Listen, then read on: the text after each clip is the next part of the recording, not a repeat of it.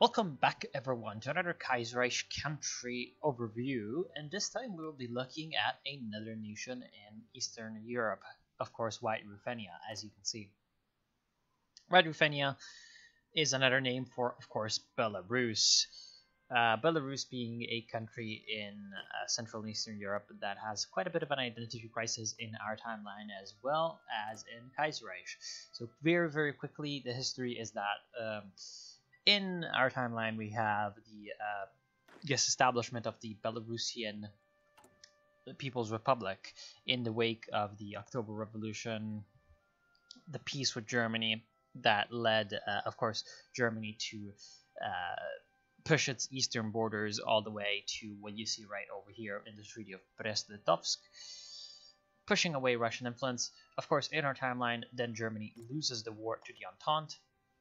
And in the Russian Civil War, all these areas become embroiled in a bitter struggle between independence forces, the White Russian armies, and, of course, the central government headed by the Soviets. But the Soviets in this case are gone, and White Ruthenia is supported by Germany on the condition that a German noble, in this case Heinrich I, who would be the fighter of this guy, Vladimir I, becomes king. So of course now we are a essentially puppet of Germany, because we are we've been established as an anti-Russian, anti-Soviet state by Germany, and we have to deal with it.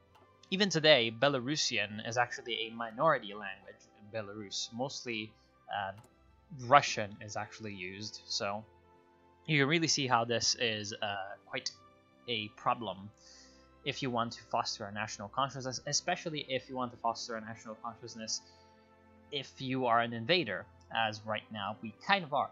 Our government really is a foreign occupation force in a way, here to do the bidding of Germany. And that, of course, leads into some conflicts of their own. Now, the main conflict that Belarus has to deal with right at the start, or Belarus or White Ruthenia, interchangeable names, right at the start is essentially a bit of a conflict between this guy, Vladimir I, the king, and Sigismund, who is, I believe, the younger brother. I'm not sure. Or maybe older brother, maybe younger brother. Anyway, this guy is the Minister of the Interior, or the head of the secret police. So he can do some interesting stuff, and because the reign of King Vladimir is considered weak. Now, this is a kingdom, and it's got some problems as well that aren't related to politics. Now, let's take a look very quickly at the national focuses. You probably have already read this. In case you want to do it right now, pause the video and, do that. So, very quickly taking a look at all of this. The Army and Air Force branch, of course, are pretty much what you'd expect. Pretty much normal stuff. I like the Army one in that it kind of branches out into all of these focuses down here, like defending White Ruthenia, and you get some extra home defense, partisan warfare, and then a focus to build some fortifications to your east if Soviet Russia exists. And so I like that. Or if, for example, you also need to be fully independent. Okay, anyway. So I like all of that. It kind of branches out a little bit more. And then the only thing I really don't like is this 3% recruitable population from recruitment campaign. Maybe that's a little bit too much, because lack of manpower is supposed to be one of your weaknesses, but oh well. Yes, so it's pretty much what you'd expect. As for an army, you do have a pretty decent one. You have 6 cavalry divisions to start off with. They have 6 battalions in them. Some of them have artillery support, some of them have recon, some of them don't have anything.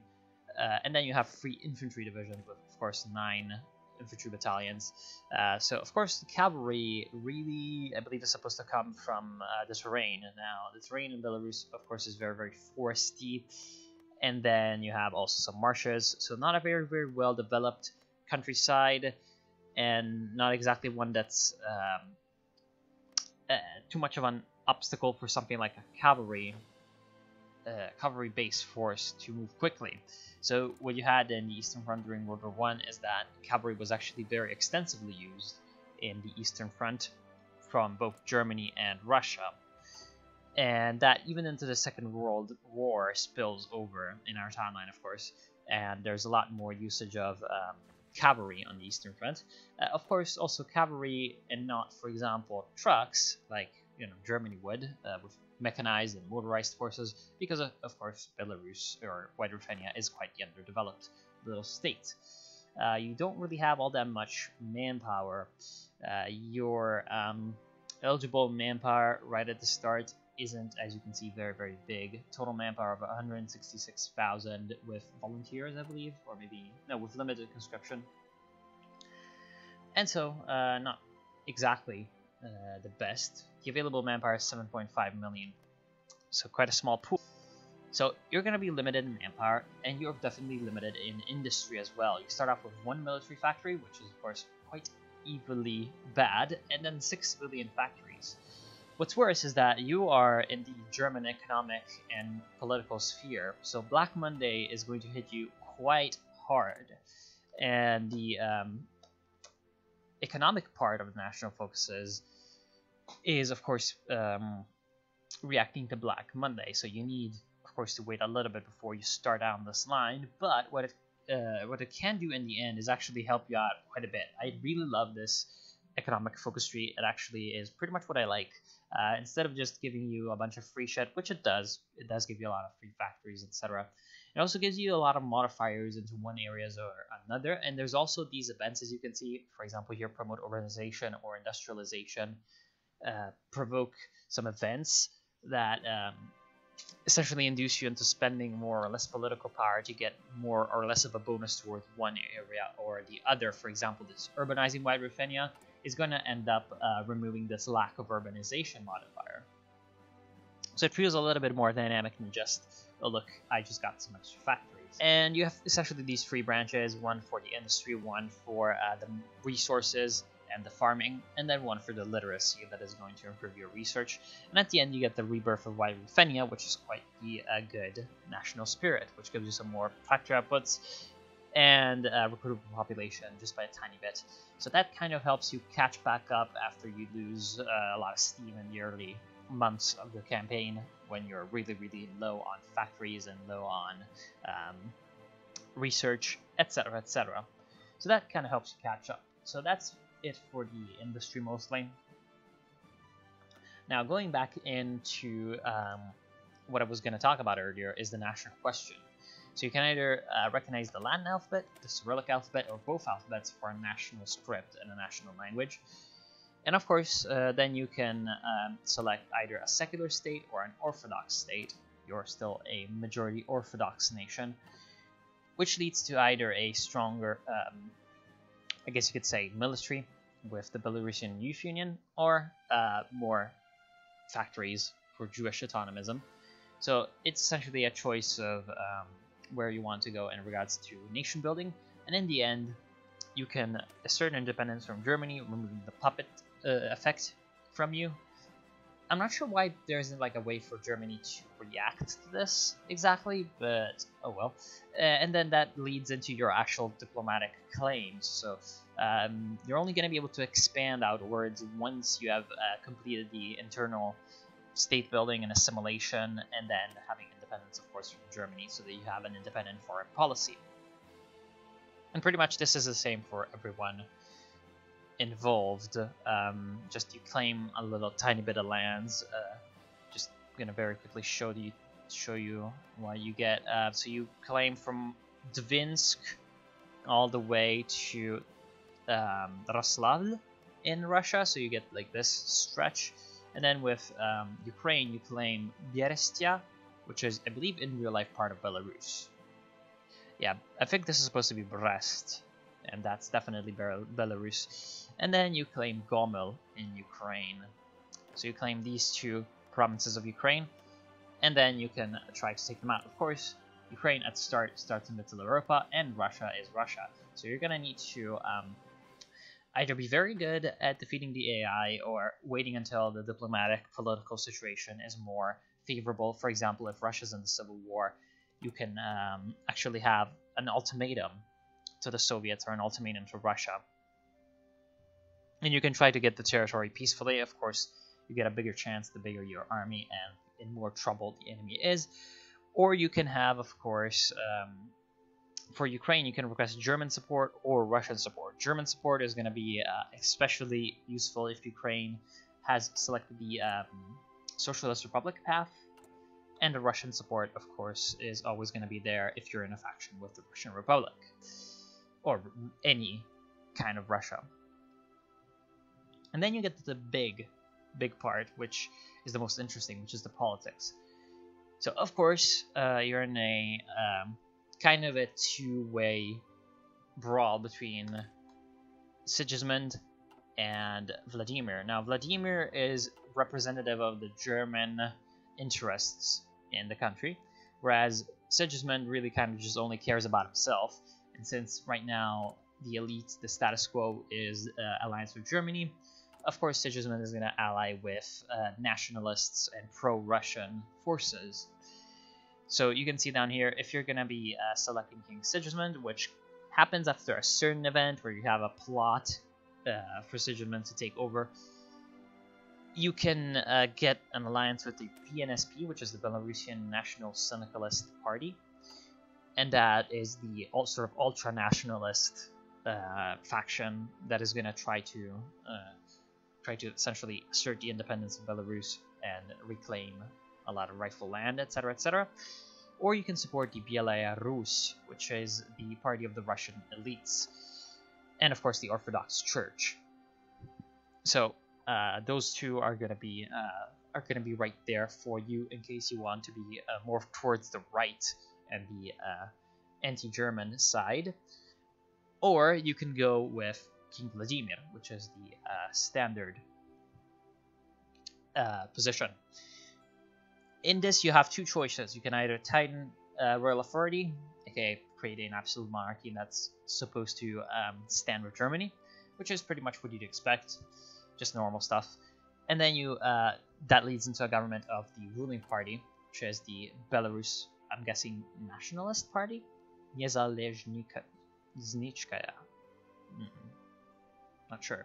But this party is essentially both authoritarian Democrat and conservatives. You're going to be authoritarian Democrat if you select the right path, so the absolute control. Or you can elect them through the major elections that you get if you reestablish democracy. You also have another choice in reestablishing democracy. You can either ban or keep banned or unban the left parties, also known as the Socialist Revolutionaries and the Communist Party. If you do that, then once you hold your elections, you're going to have a three-way choice. If you keep them banned, you're only going to have a two-way choice between the BNP and the Belarus Social Democrat Party. The Belarus Social Democrat Party is a social democracy, but it does not remove your allegiance to Middle Europa. So you are essentially just a left-wing moderate force that's going to get some extra bonuses to the economy, as opposed to the Belarus National Party, which gets some different things. The more radical choice would be the Socialist Revolutionaries, and those come if you unban the syndicalist, socialist parties, and the left-leaning parties in the syndicalist question. If you do go down the Socialist Revolutionaries and you select them in the elections, then you can overthrow the monarchy. And then you have another choice between either continuing the syndicalist revolution, which would be the Socialist Revolutionaries. In the case you do not know what they are a party that has existed in Russia, in the Russian left, for a long time. And this is just the Belarusian version. That's, of course, also very, very influenced by the French syndicalist revolution. So, essentially, they are the pro-French party. Or you can have the Belarusian Communist Party, which is the totalist party, in charge. Both of them are going to be there, although, of course, which of them are going to provide you with what kind of allegiances internationally really depends on who's winning when it comes to the socialist countries. So, for example, if you have a totalist takeover in Great Britain and the Communist France, maybe it's going to be easier to get an alliance with France and joining the International if you choose the totalist and the Communist Party. But of course, you also have other options such as joining Ukraine and Poland, or you can join the Fourth International with the Soviets in case Soviet Russia exists and they create the Fourth International. So you have a few options of trying to protect yourself. Of course, that is going to be the harder path to take, along with the ultra-right Belarusian National Syndicalist Party, because these are the two paths where you actively clash with Mittel Europa. And of course, that's not exactly going to be easy for you to defend against Mittel Europa if you do not have any international allies. So that is what I really like about White Ruthenia overall, is that kind of integrates that kind of, I guess you could say, death or dishonor kind of feel, where you're supposed to be a little tiny nation that's just trying to keep its whatever independence it has from bigger powers that is surrounding it, and then you're trying to forge your own path. And that, plus the fact that you are actually in a very interesting political environment and in a neighborhood that is quite prone to changes depending on the situation. So, for example, you could have a syndicalist Ukraine or a nationalist Poland trying to go in and take over your land, even if you're allied with Germany. And if you try to break away from Germany, you might have Russia, for example. If Savinkov takes power in Russia, he's going to start to really want to reclaim areas of the Russian Empire that have fallen into quote-unquote enemy hands, and he might want to come for you. So there's a lot of threats that you have to deal with, and you're going to have to deal with them in a very unstable situation. Also, what I like about the White Ruthenia situation is that the economic and national question lines of the national focus trees are very, very well done, I think. They're quite unique in that they have quite a lot of meaningful things in them, rather than just, hey, I'm going to give you more factories, I'm going to give you more recruitable population. They do kind of think about some more interesting questions, such as, of course, which alphabet you're going to use, which is not normally something that you think about in Hearts of Iron. So even in just the limited because you could say limited form of a national focus tree, some of these questions are approached in some good ways. So I like overall White Ruthenia, and the campaign does tend to start off very, very slowly. That's one problem.